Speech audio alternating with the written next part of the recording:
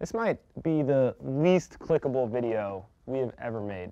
Infrastructure. You've seen it destroyed in every action movie ever made. And the only difference between America's infrastructure in the movies versus in real life is that there aren't as many terrorists or aliens successfully blowing up or hijacking our power grid, our bridges and sewage systems and pipelines, because time is already doing that. And if you give me a second, I can explain how ignoring our decaying infrastructure could mean the difference between life and death for millions of Americans and our economy. At its most basic, infrastructure refers to everything we need to maintain a physically functioning country. Everything from the trains and highways and bridges that you use to commute to work every day, to our power grid, our gas pipelines, our sewage system, air traffic control, dams and levees, literally all of the things that we need to keep America running. And the foundation of that infrastructure was most recently given an overall grade of D+ by the American Society of Civil Engineers. That is awful. And the reason the quality of our infrastructure is so shitty is because a lot of it is old enough to have an AARP card. And rather than take the time to interrupt our lives to fix anything, in places like Pittsburgh, our lawmakers decided it was a better idea to build a smaller bridge under a crumbling bridge whose sole purpose was to catch falling concrete from that crumbling bridge. And eventually that bridge was replaced in Pittsburgh, but it was just one of more than 200,000 of America's bridges over 50 years old. And 47,000 of the bridges in the US that we use every day were rated as structurally deficient according to the latest data available from the Federal Highway Administration.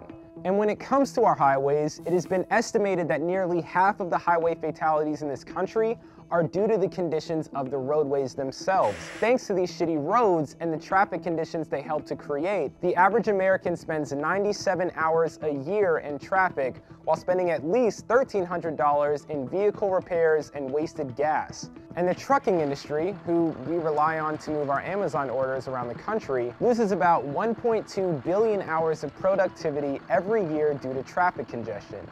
That's the equivalent of 425,000 trucks sitting idle for a year straight every year.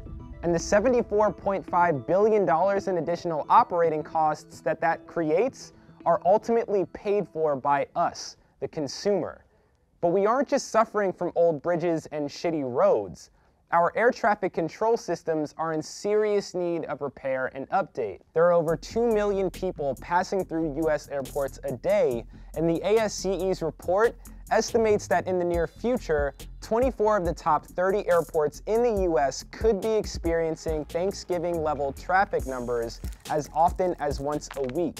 Which, if you've ever flown through LaGuardia at Thanksgiving, then you know your flight leaving on time is about as likely as your drunk uncle not saying something racist at dinner. And you know your uncle's gonna say something racist.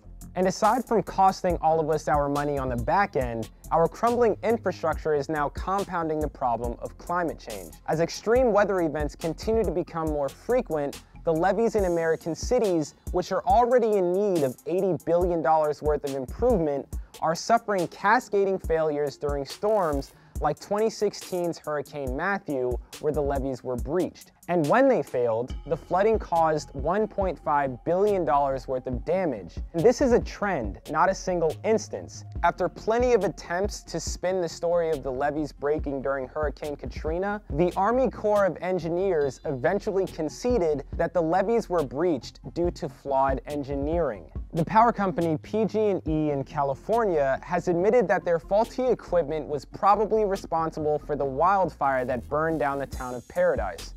That's right.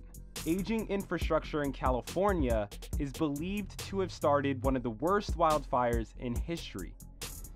And what happened to Paradise, California could happen again.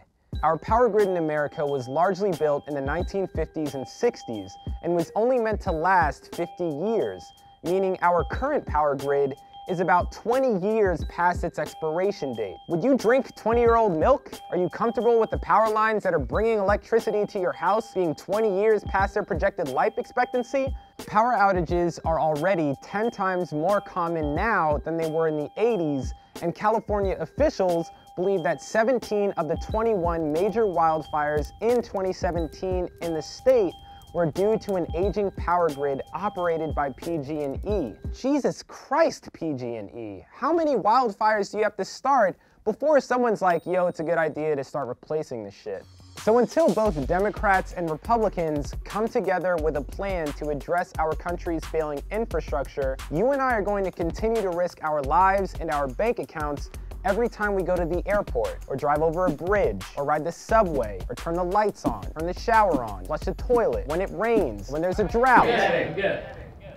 You get it. We're fucked.